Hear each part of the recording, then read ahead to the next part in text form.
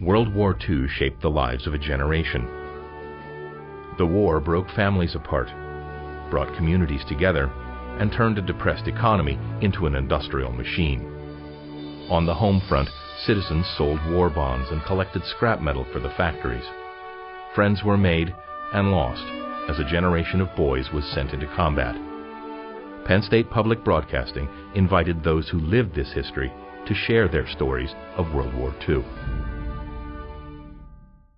My name is Bob Shepard. I was born on September 16th, 1937 in Scranton, Pennsylvania. And I grew up, spent all of my life till I went to college in a town called Trucksville, 7 miles out of downtown Wilkes-Barre. I remember I was a small child, of course. I was a little less than 8 when it ended, but remembering it, it just seems like some or another aspect of the war dominated my memories, my life, the lives of all of us, really, even though, thank God, we were thousands of miles away from hostilities.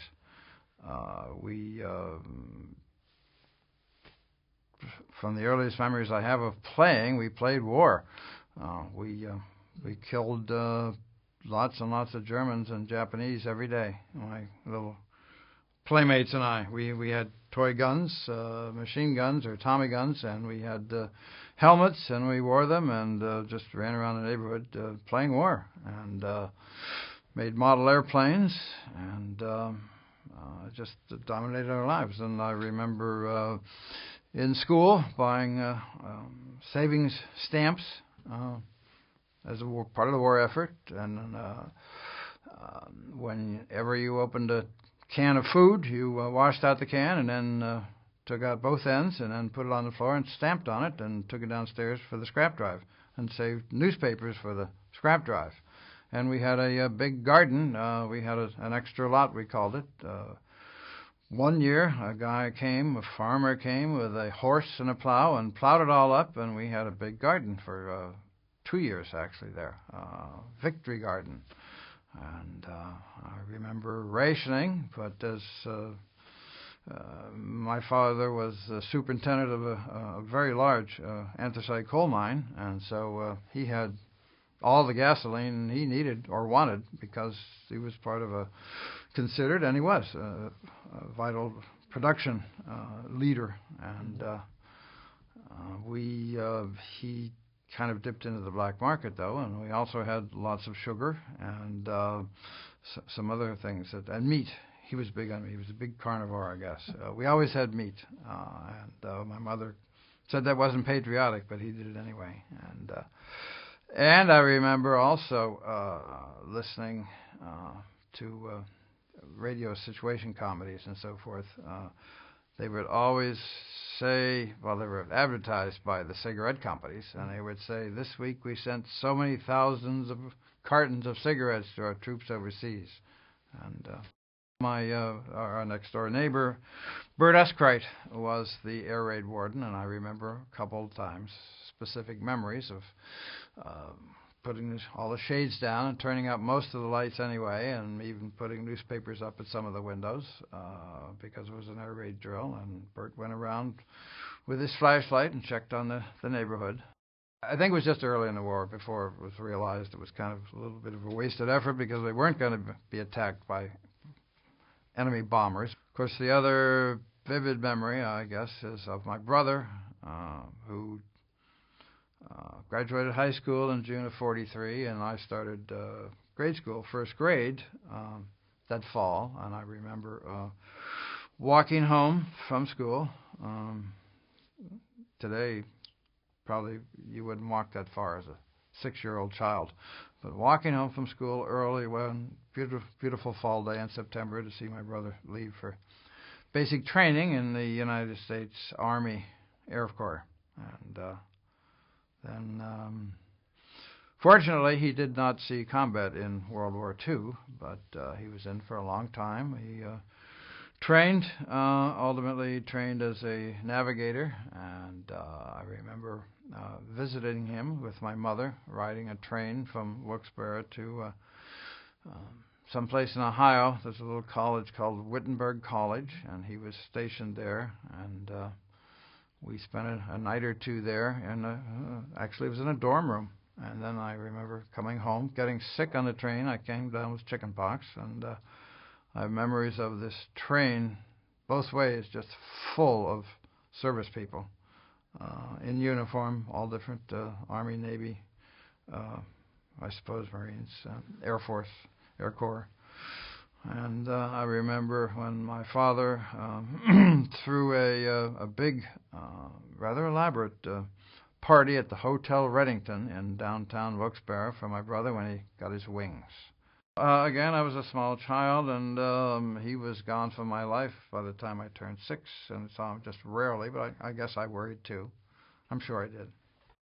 We got letters frequently. I don't suppose he wrote every day, but he wrote frequently. He was worried, and he was only 18, 19. He was homesick, and we'd get these letters. The envelopes and the pages of the letters were very, very thin paper, and someone was their job, a censor, apparently went through all the mail of all the service people, and they would cut things out. They must have had little teeny tiny scissors, because it was always very neat.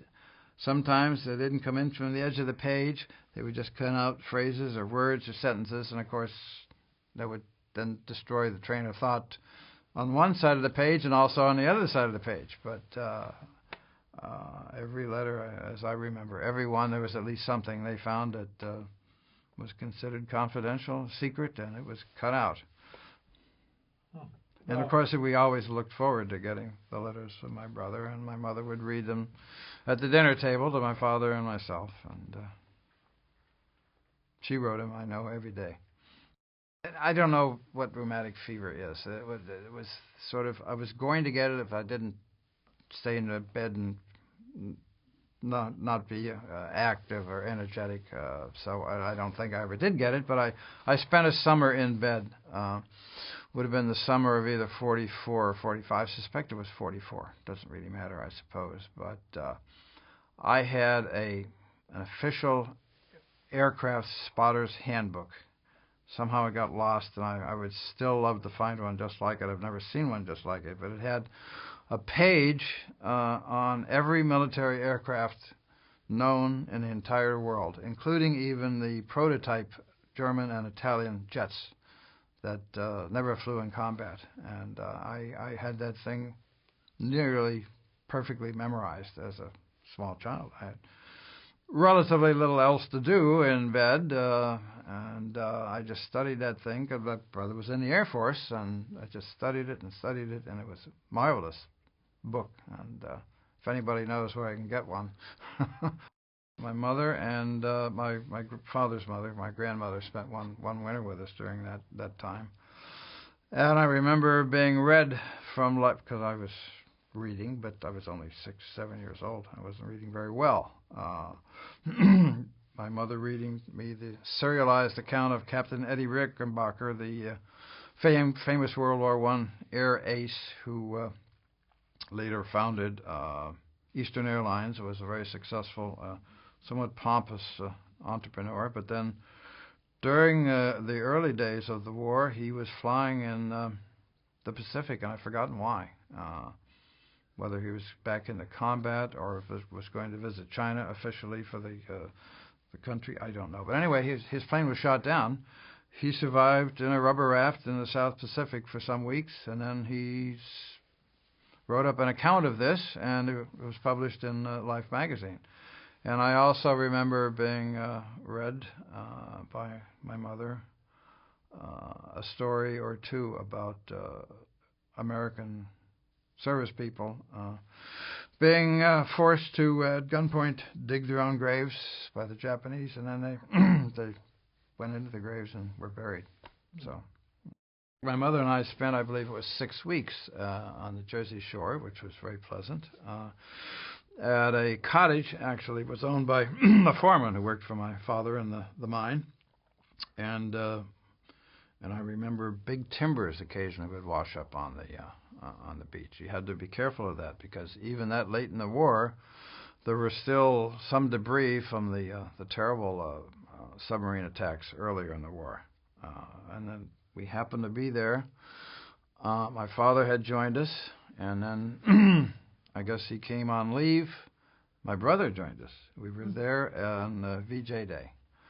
And I remember being upset that I had to stay behind for the big celebrations that night. I was, as I say, not quite 8.